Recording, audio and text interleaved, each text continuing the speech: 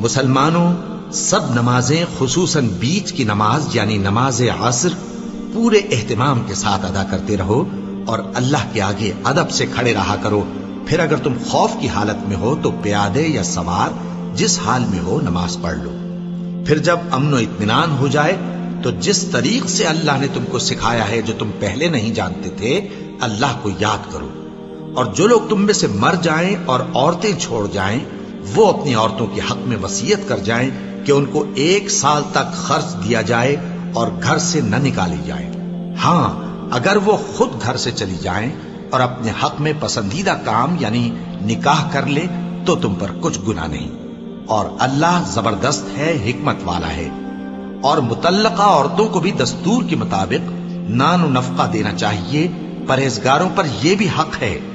اسی طرح اللہ اپنے احکام تمہارے لیے بیان فرماتا ہے تاکہ تم سمجھو. بھلا تم نے ان لوگوں کو نہیں دیکھا جو شمار میں ہزاروں ہی تھے اور موت کے ڈر سے اپنے گھروں سے نکل بھاگے تھے؟ تو اللہ نے ان کو حکم دیا کہ مر جاؤ، پھر ان کو زندہ بھی کر دیا. کچھ شک نہیں کہ اللہ لوگوں پر مہربانی رکھتا ہے، لیکن اکثر لوگ شکر نہیں کرتے.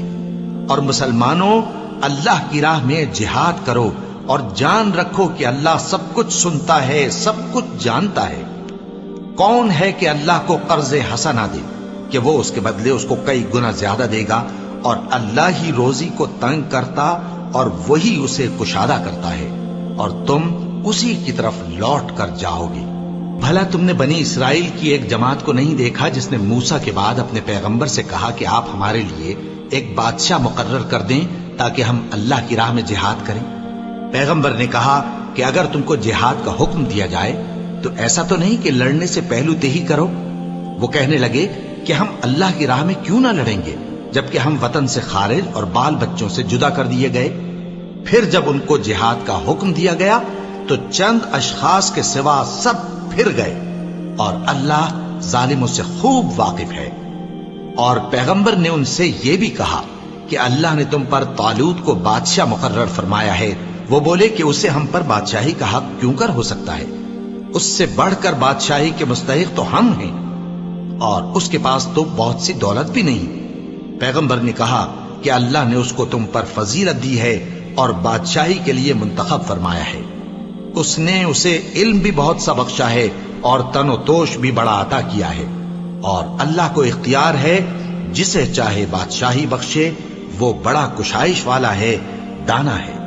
اور پیغمبر نے ان سے کہا کہ ان کی یعنی طالوت کی بادشاہی کی نشانی یہ ہے کہ تمہارے پاس وہ صندوق آئے گا جس کو فرشتے اٹھائے ہوئے ہوں گے. اس میں تمہارے پروردگار کی طرف سے تسلی بخشنے والی چیز ہوگی اور کچھ اور چیزیں بھی ہوں گی جو موسیٰ اور ہارون چھوڑ گئے تھے. اگر تم ایمان رکھتے ہو تو یہ تمہارے لیے ایک بڑی نشانی ہے. غرض جب طالوت فوجیں لے کر روانہ ہوا تو اس نے ان سے کہا کہ اللہ ایک نہر سے تمہاری آزمائش کرنے والا ہے. جو شخص اس میں سے پانی پی لے گا اس کی نسبت تصور کیا جائے گا کہ وہ میرا نہیں، اور جو نہ پیے گا وہ سمجھا جائے گا کہ میرا ہے. ہاں اگر کوئی ہاتھ سے چلو بھر پانی لے لے تو خیر. جب وہ لوگ نہر پر پہنچے تو چند آدمیوں کے سوا سب نے پانی پی لیا. پھر جب طالوت اور مومن لوگ جو اس کے ساتھ تھے نہر کے پار ہو گئے تو کہنے لگے کہ آج ہم میں جالوت اور اس کے لشکر سے مقابلہ کرنے کی طاقت نہیں. جو لوگ یقین رکھتے تھے کہ ان کو اللہ کے روبرو حاضر ہونا ہے وہ کہنے لگے کہ بسا اوقات تھوڑی سی جماعت نے اللہ کے حکم سے بڑی جماعت پر فتح حاصل کی ہے، اور اللہ ثابت قدم رہنے والوں کے ساتھ ہے. اور جب وہ لوگ جالوت اور اس کے لشکر کے مقابل میں آئے تو اللہ سے دعا کی کہ اے پروردگار ہم پر صبر کے دہانے کھول دے اور ہمیں لڑائی میں ثابت قدم رکھ اور لشکر کفار پر فتح یاب کر. تو طالوت کی فوج نے اللہ کے حکم سے ان کو شکست دے دی، اور داؤد نے جالوت کو قتل کر ڈالا، اور اللہ نے ان کو بادشاہی اور دانائی بخشی اور جو کچھ چاہا سکھایا. اور اگر اللہ لوگوں کو ایک دوسرے پر چڑھائی اور حملہ کرنے سے نہ ہٹاتا رہتا تو کرۂ ارض تباہ ہو جاتا. لیکن اللہ اہل عالم پر بڑا مہربان ہے. یہ اللہ کی آیتیں ہیں جو ہم تم کو سچائی کے ساتھ پڑھ کر سناتے ہیں، اور اے محمد صلی اللہ علیہ وآلہ وسلم تم بلا شبہ پیغمبروں میں سے ہو. یہ پیغمبر جو ہم وقتاً فوقتاً بھیجتے رہے ہیں ان میں سے ہم نے بعض کو بعض پر فضیلت دی ہے، بعض ایسے ہیں جن سے اللہ نے گفتگو کی، اور بعض کے دوسرے امور میں مرتبے بلند کیے، اور عیسیٰ ابن مریم کو ہم نے کھلی ہوئی نشانیاں عطا کی اور روح القدس سے ان کو مدد دی، اور اگر اللہ چاہتا تو ان سے پچھلے لوگ اپنے پاس کھلی نشانیاں آنے کے بعد آپس میں نہ لڑتے، لیکن انہوں نے اختلاف کیا تو ان میں سے بعض تو ایمان لے آئے اور بعض کافر ہی رہے۔ اور اگر اللہ چاہتا تو یہ لوگ باہم جنگ و قتال نہ کرتے، لیکن اللہ جو چاہتا ہے کرتا ہے۔